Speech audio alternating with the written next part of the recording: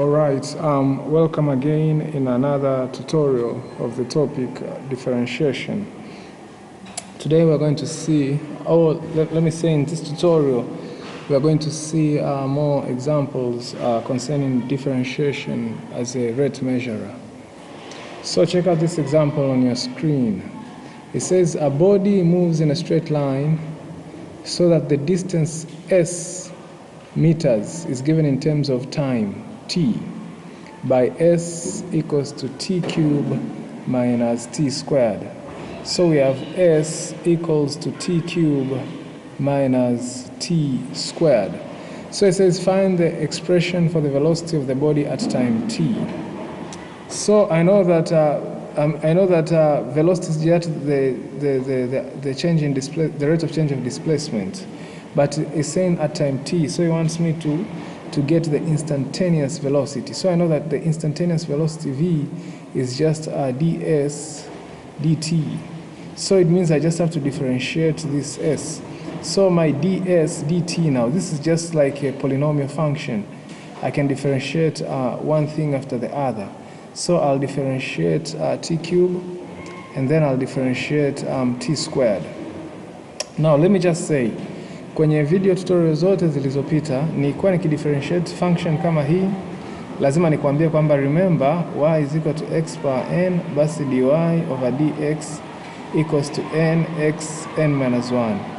Ila kwenye video tutorial hii sitafanya hivyo. Nitakuwa nikikutana na function yoyote ya aina hii, basi nitakuwa na differentiate moja kwa moja, kwa sababu ni lazima ifike mahali sasa uzizoee. So here ds now over dt will just be equal to differentiating this is going to be equal to 3t squared, and differentiating this is just equal to 2t. So this now is my velocity. So it says find an expression for the velocity of the body at time t. So my v is this one, and find the times at which the body is at rest. So the first part is v is just equal to 3t squared minus 2t. Hii ndio expression for velocity.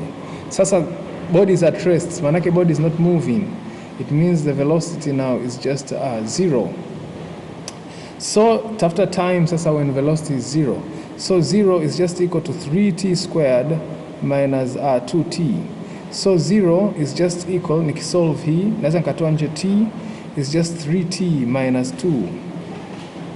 So hii manake nini? Manake t is either equal to 0 or 3t minus 2 is equal to 0. When t is equal to 0, the body is at rest. Tushapata time moja. Time ya pili manake tutaipata hapa. So this is 3t is equal to 2. 2 nikileta huko. So t is equal to 2 over 3. So the body is at rest when t is equal to 0 and t is equal to 2 over 3. So these are my three answers. This is the velocity, this is the time when the body is at rest, and this is a time when the body is at rest. Now let's see this other example for differentiation as a rate measurer. This other example, it says, bear with me, I think I'm going to write this down. It says the velocity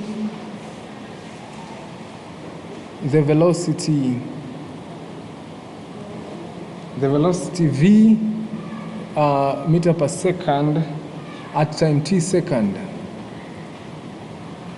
At time t seconds of a body moving in a straight line, of a body moving in a straight line.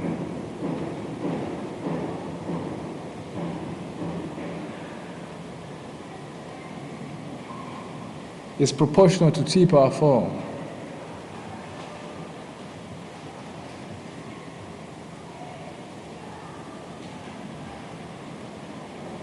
Find the acceleration of the body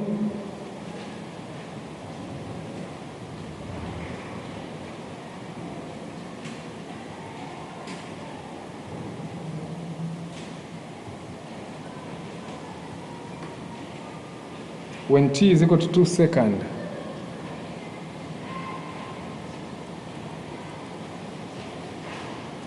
if its velocity is then 16 meters per second.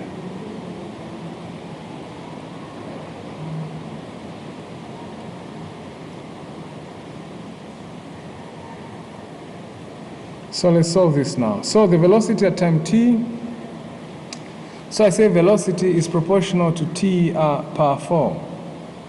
Okay, it says find the acceleration of the body when t is equal to 2 seconds.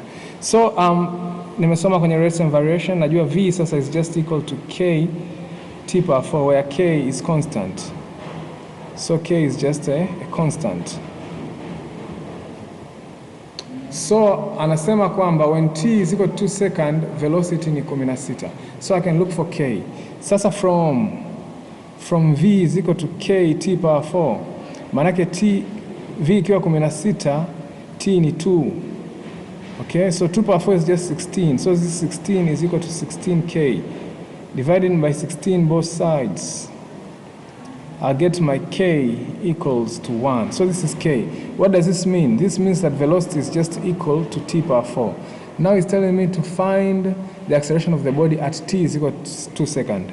He wants the instantaneous acceleration. So I know the instantaneous acceleration is just equal to dv dt. So my instantaneous acceleration will just be equal to d. Now instead of v now is t power 4, because v is equal to t power 4. So this is just equal to 4t cubed. Kama nilivyosema, inabidi usijue hizi moyoni. So my instantaneous now acceleration is just 4t power 3. So my acceleration is just equal to 4t power 3. And what is the t? Is 2. So a is just 4 times 2 power 3. 2 power 3 is just 8. So this is 4 times 8. So my instantaneous acceleration will just be equal to 32 meter per second squared. So this is another example of differentiation as a rate measurer. The final example in this tutorial for differentiation as a rate measurer, you have to bear with me as I write it down. Example 3. It says after t seconds,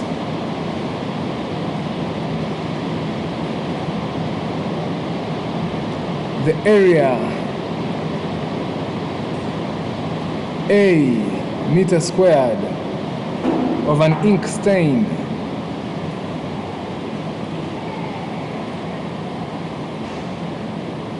is given by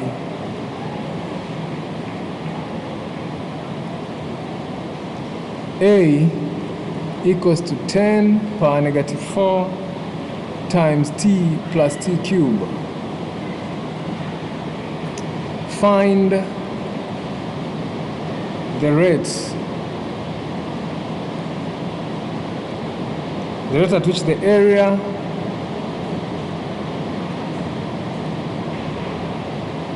is increasing after 2 seconds. So after 2 seconds, the area A ni sasa na hii. Find the rate at which the area is increasing after 2 seconds. Sasa differentiation as a rate measurer. So differentiation measures the rate of change of something with respect to something. Kwa hiyo anachotaka hapa, hii dA dt, hii ni rate of change of A with respect to t. Okay, sasa anataka dA dt at t is equal to 2. So we're just going to differentiate this because I know that A is equal to 10 power negative 4t plus t power 3. So differentiating this one is just 10 power negative 4t plus t cube. Naweza nikatoa nje 10 power negative 4. So my dA now, dt is equal to 10 power negative 4 d over dt t plus t cube. Nimetoa nje 10 power negative 4 kwa sababu ni constant. Sasa refer ile derivative of polynomial function. Sitakuwa nazungumzia zile formula every now and then. Inabidi ziwe kichwani tu. Kwa hiyo sasa hapa this is a polynomial function, kwa hiyo naweza nika differentiate kimoja kimoja. So my dA dt is just going to be equal to 10 power negative 4 times dt over dt plus dt cube over dt. So if I differentiate hizo zilizopo ndani huko, I'll just obtain 10 power negative 4 times this one differentiating is 1 and this one is just 2t squared. I'll not repeat those formulas always. You just have to know to differentiate this one. So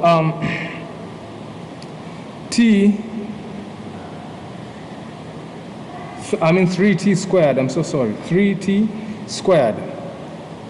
So this one is dA dt. So nimeshapata the rate of change of A with respect to t. But alisema at t is equal to what? Is equal to 2 seconds. So this will just be equal to 10 power negative 4. So in place of t, I put 2 squared. 2 times 2 is just 4. 4 times 3 is just 12. So this will be 10 power negative 4, 1 plus 12. 12 plus 1 is just 13. So this is just 13 times 10 power negative 4 meter squared per second. So this is the rate of change of A after t is equal to 2 seconds. So this is the answer. So you can see from these 3 examples that differentiation can be used as a rate measurer. So let me just say see you in the next tutorial.